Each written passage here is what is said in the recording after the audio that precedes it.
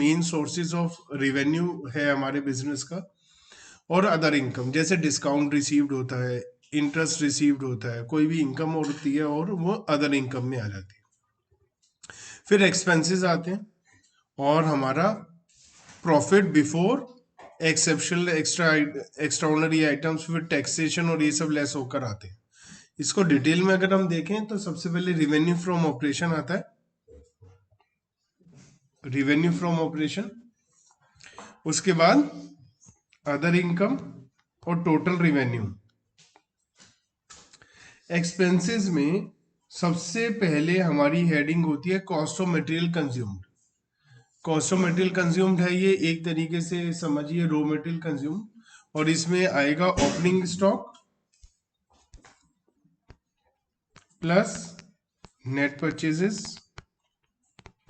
Minus closing, इसे हम raw material consume बोल देते हैं।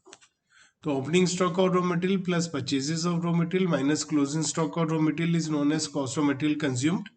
तो वो आ जाएगा सबसे पहला एक्सपेंस।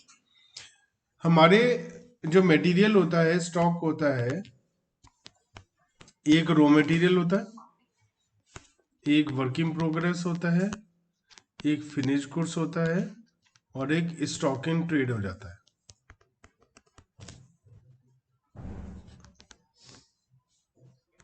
रॉ मटेरियल जिससे हम फिनिश गुड्स बनाते हैं, WIP जो रॉ मटेरियल लगाकर बनना शुरू हो गया लेकिन अभी कंप्लीट नहीं हुआ है, फिनिश गुड जो कंप्लीट हो गया है, स्टॉक इन ट्रेड होता है जो हमने ट्रेड करने के लिए बना बनाया खरीदा किसी और से।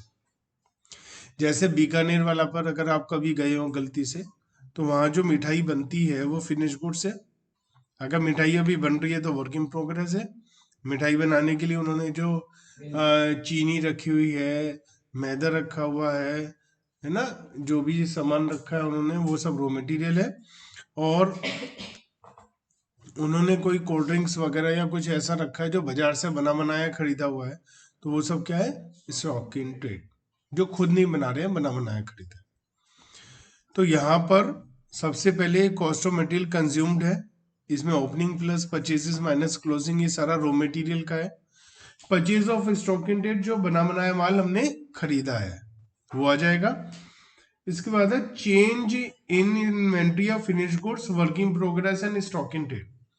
बच्चों इन्वेंट्री चार तरीके की थी, रॉ मटेरियल यहां पर आ गया, बचा तीन, कौन कौन सा, finish goods, work in progress और स्टॉक इन ट्रेड, ये तीनों बचा। चेंज इन इन्वेंट्री, बच्चों ट्रेडिंग में डेबिट में ओपनिंग और क्रेडिट में क्लोजिंग लिखते हैं ना, या एक ही साइड में लिखते हैं, ओपनिंग माइनस क्लोजिंग।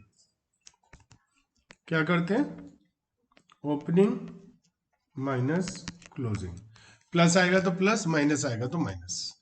तो हमारे तीन टाइप का स्टॉक आता है यहाँ पर, कौन कौन सा, finish goods, work in progress और स्टॉक इन ट्रेड। ओपनिंग में से क्लोजिंग माइनस कर देते हैं। नेक्स्ट है एम्प्लॉय बेनिफिट एक्सपेंस, मतलब सैलरी वेजेस। यहाँ पर वेजेस सैलरी एक ही जगह आता है दोनों। एम्प्लॉय को प्रोविडेंट फंड देना है, वो भी यहीं आएगा। Finance cost, cash flow statement में याद है फाइनेंसिंग एक्टिविटी, तो इंटरेस्ट जो हम देते हैं, इंटरेस्ट ऑन डिवेंचर्स वगैरह, वो सब यहाँ पर आता है।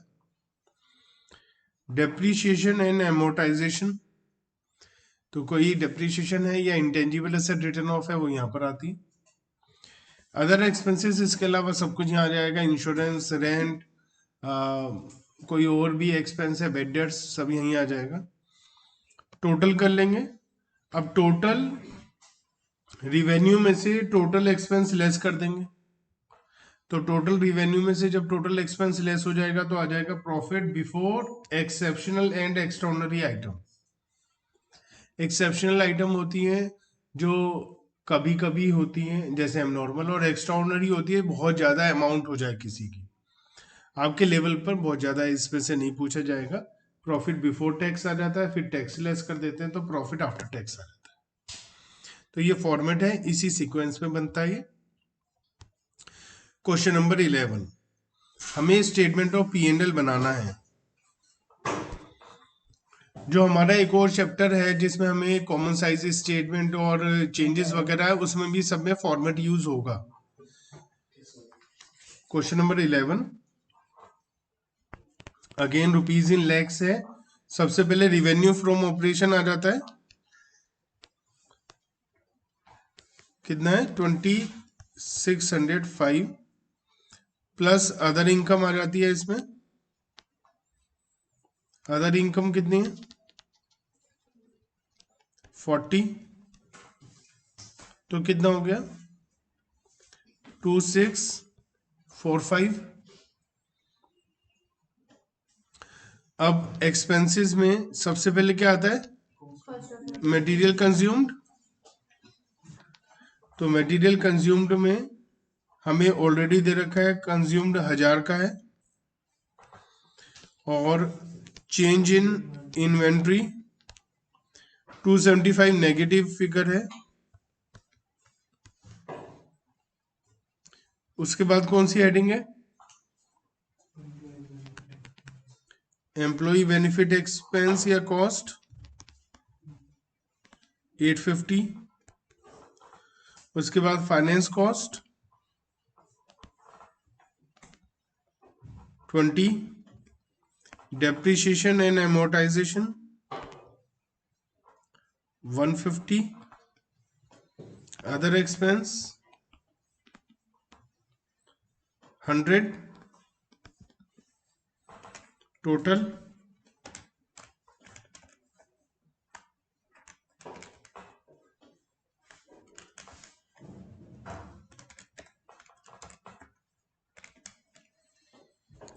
1845। ये रुपीज इन लैक्स है। आ जाएगा प्रॉफिट बिफोर टैक्स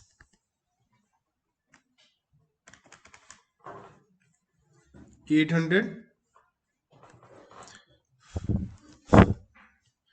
लेस कर देंगे टैक्स 30% प्रॉफिट बिफोर टैक्स का 240। आ जाएगा प्रॉफिट आफ्टर टैक्स 560।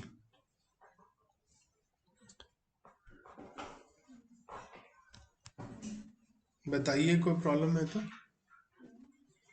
समझ में आती है बात, सिंपल। अब हम डिटेल देखते हैं। रिवेन्यू फ्रॉम ऑपरेशन में क्या क्या आएगा, सेल करा, माल को बेचा, सर्विस को दिया, या और कोई डायरेक्ट इनकम है जैसे कमीशन रिसीव्ड बिजनेस की डायरेक्ट इनकम हो जाती है।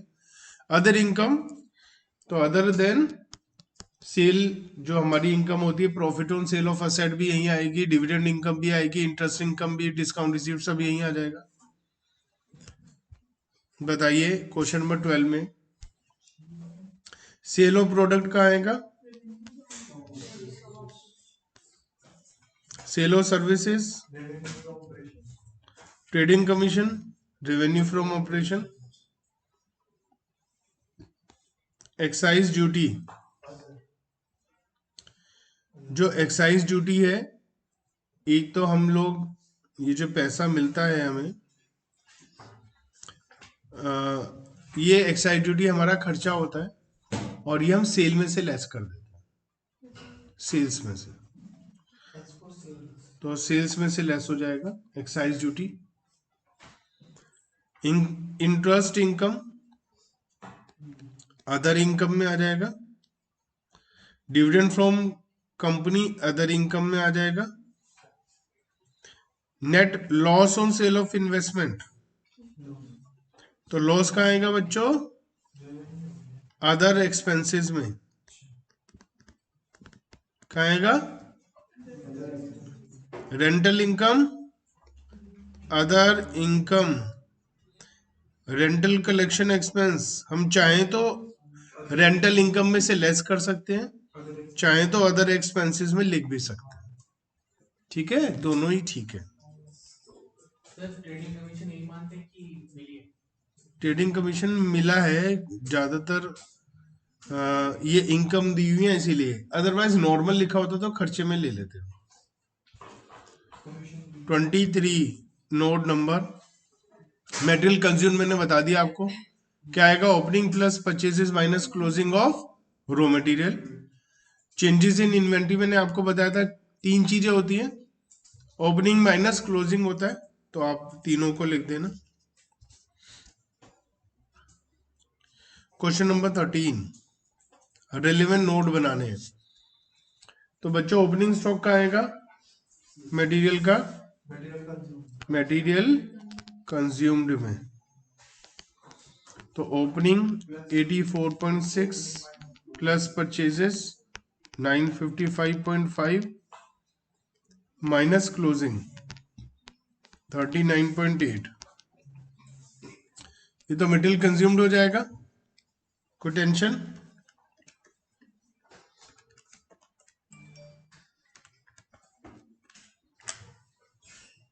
कितना आ गया 1000.3, और बाकी चेंज इन इन्वेंट्री में आ जाएगा, तो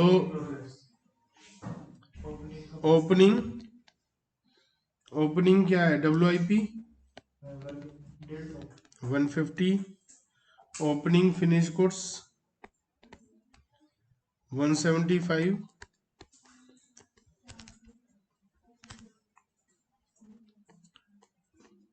total 325 minus closing work in progress 200, finish goods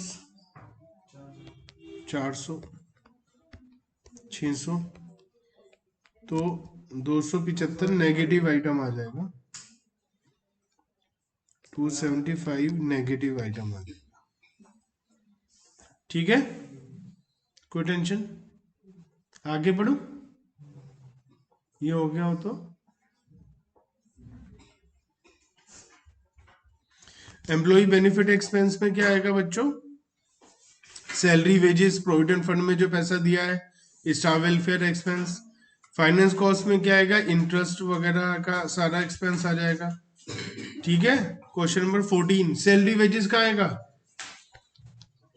employ benefit cost, contribution to PF, employee benefit cost, expense on employee stock option scheme and employee stock purchase plan.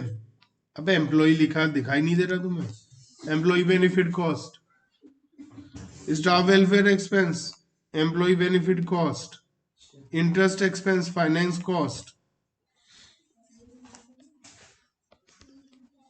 Other borrowing cost, finance cost, gain on foreign currency transaction,